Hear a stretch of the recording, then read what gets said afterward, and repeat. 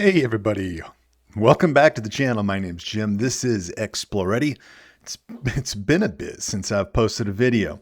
This is actually from summer 2025. Myself and Colin decided to go out and do a quick alpine assault on the KTM 890 Adventures. All right, we're going to pick up the action just off of Highway 285. So we're heading up towards Handcart Pass, or it's commonly also referred to as Webster Pass. This is simply the Fireroad leading up to, I would call it maybe a very small staging area. There's some other recreational activities that you'll find folks partaking in, some camping, some hiking. In this particular instance, we're going to head up on the motos, past this simplest of gatekeeping areas here. Bit of a corner, some loose rocks, some embedded rock, nothing that's too extreme or pitchy, at least not at this point, but enough to keep you a little honest, I suppose. If you wanted to air down at the staging area, probably would have been a pretty good spot. Here you'll notice off to the right is the entrance to Red Cone, and Red Cone does eventually turn into a one-way down, which we'll see shortly. Thank you. The trail has us cutting in and out of forested and non-forested areas. Kind of nice to get in and go through the trees. I've always enjoyed riding through the trees myself. The other trail users, you'll see several different vehicles out on the trail today. Everybody was so courteous in passing, and we tried to return the favor whenever we could. So bravo, Colorado. Here, as we continue to work our way up, we're just checking through some lighter baby head sections, through some water coming down. And then we get to a mine tailings area off to the right. Sometimes the water coming down, depending on time of year, can create a little bit of an obstacle. Here, Colin got bumped off his line, took a bit of a spill. However, Colin didn't break his leg. So anytime we see Colin hit the ground or the bike hit the ground and he hasn't broken his leg, I'm going to call that a win. And anybody that's watched the channel for a little bit has probably seen a video where Colin did unfortunately break a leg during a ride. I'll put a link in it somewhere. Here we're getting still plenty of water crossing the trail. We're going to come up to a water crossing here. Again, depending upon time of year. Like that was, I don't even know if I would call that a water crossing. Earlier in the year, with a lot of snowpack, it gets a little bit more treacherous. So we're going to drop out the Skydio 2 drone, which has historically been a pretty good partner, pretty good riding partner for me. It has a lot of great obstacle avoidance. So we'll just sit back and enjoy the ride for a minute.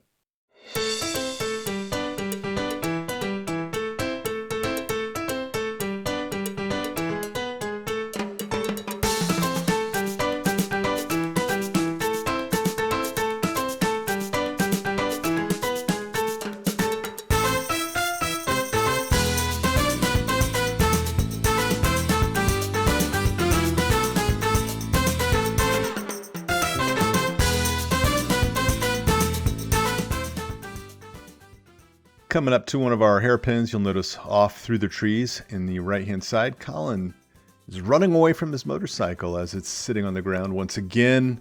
Colin 2, broken leg 0. Yes, and I did pick Colin's brain on this. It's like, hey man, I'm thinking about putting this in the video. You cool with that? Oh yeah, absolutely. So I'm not trying to be too much of a jerk. I certainly appreciate and enjoy riding with Colin. He's a lot of fun.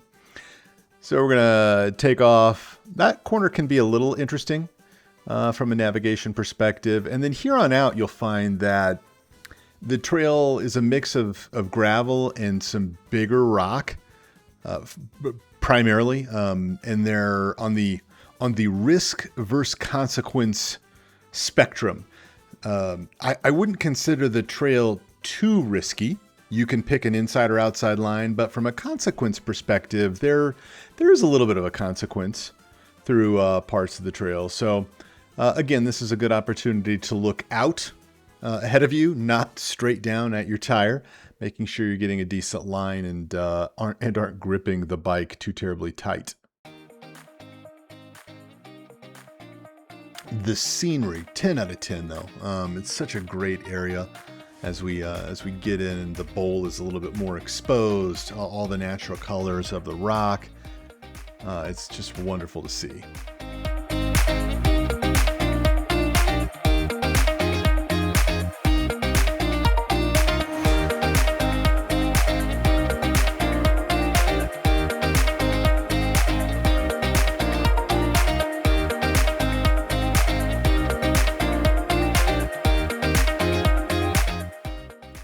As we continue our ride up, we're quickly approaching tree line, and you'll find again that the trail still consists of gravel, some embedded rock, some loose rock. The switchbacks aren't too terribly difficult to navigate here. The views though are just phenomenal, and you'll start to see off in the distance a one-way road or some double track coming off of the top of Red Cone. So if you choose to ride Red Cone or drive Red Cone, at the summit, you can make a choice to turn around and come back the way that you drove up, or you can continue on and venture down the road that you can see in the upper right-hand corner. That is that comes off of Red Cone and is one way. It's pretty pitchy, and it's a lot of loose material. So I personally am not probably going to give that a try on a full-size adventure bike, at least not anytime soon, but heck, who knows? We'll see what the summer of 2026 brings. So we're going to pull in. We'll stop here at the summit of Webster and enjoy the view for a few minutes.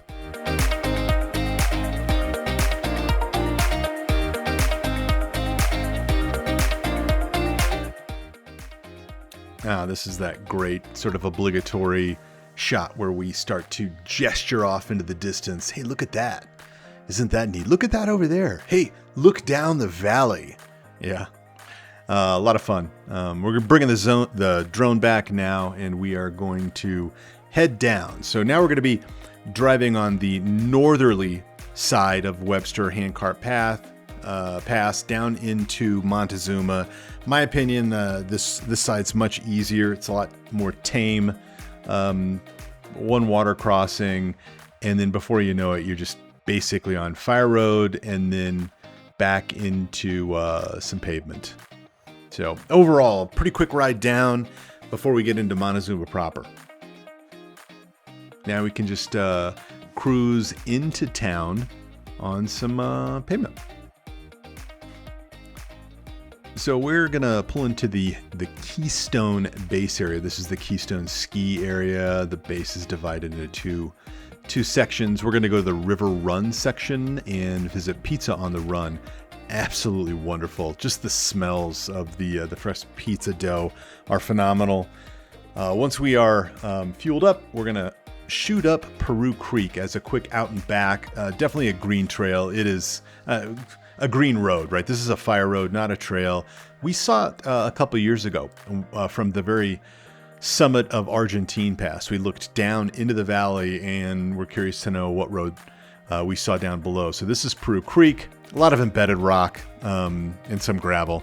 Here, though, we've reached our turnaround area. So this is on a bit of a pitch with a bit of a crown surface. So I decided, you know what, I'm going to do a 17-point turn. I wanted to try an elephant turn, but post lunch, I think we're both getting a little tired. So just under 2 minutes to carefully turn around. Colin, on the other hand, he's like, hey, hold my beer, watch this. I'm going to do a couple of different styles of turnaround. No, it kind of looked crunchy, but no broken leg on that one, folks. And here we go.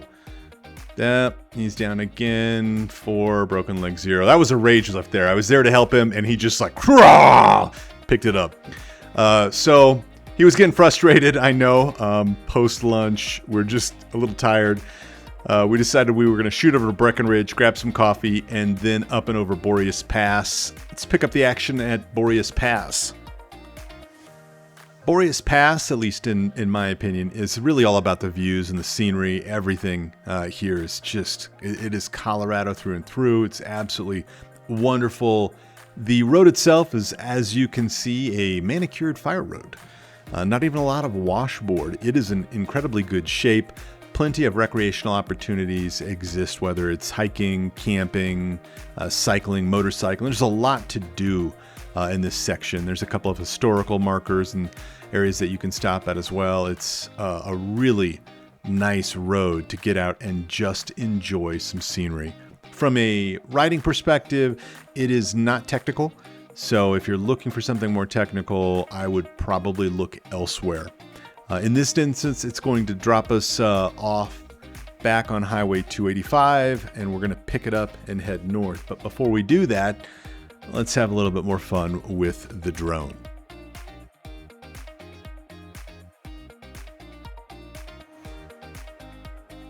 Boredom starts to set in.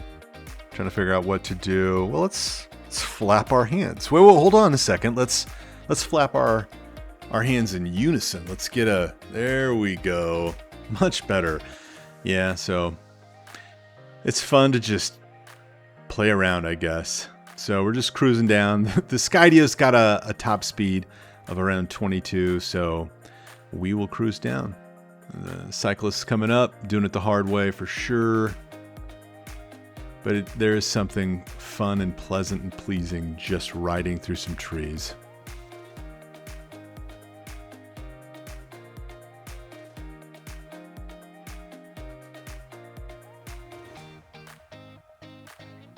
Let's bring that drone back in for a landing.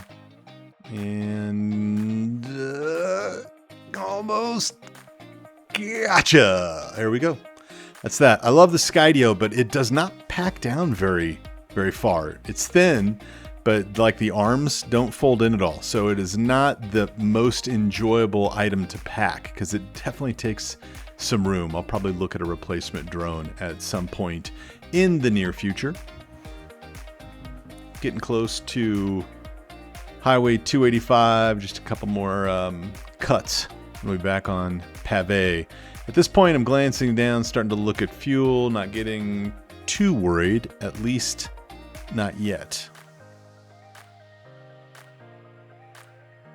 So from here, I probably should have stopped somewhere and filled up. I missed my opportunity in Bailey, Colorado, because I figured no problem, I'll be able to make it.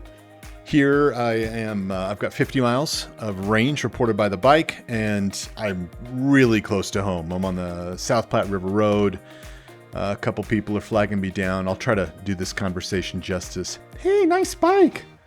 Yo, dude, great bike. Hey, we're out here tubing down the river. We just need a quick ride. Yeah, bro, can you give us a ride down to my truck? It's just down there. Me thinking about how much gas I have. I'm like, all right, I'm not gonna put her on the back of my bike.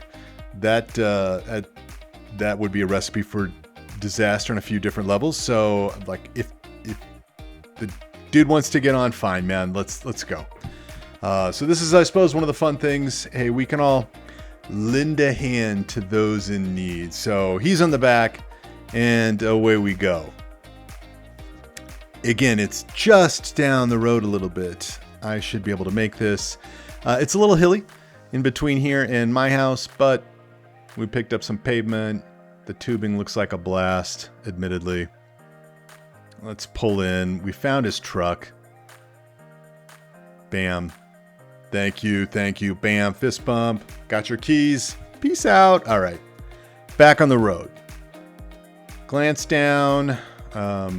See that I think I've got about 40 miles left. Oh no, it's 10.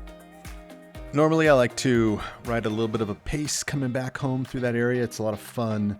I happen to be pretty familiar with. I've ridden that road section a lot. I'm sure we all have some of our favorite twisties and turns, but man, at this point I have 0 miles left. I'm going to pull into the Yarmart and fill up on fumes. Thank you very much for watching. Have a good day.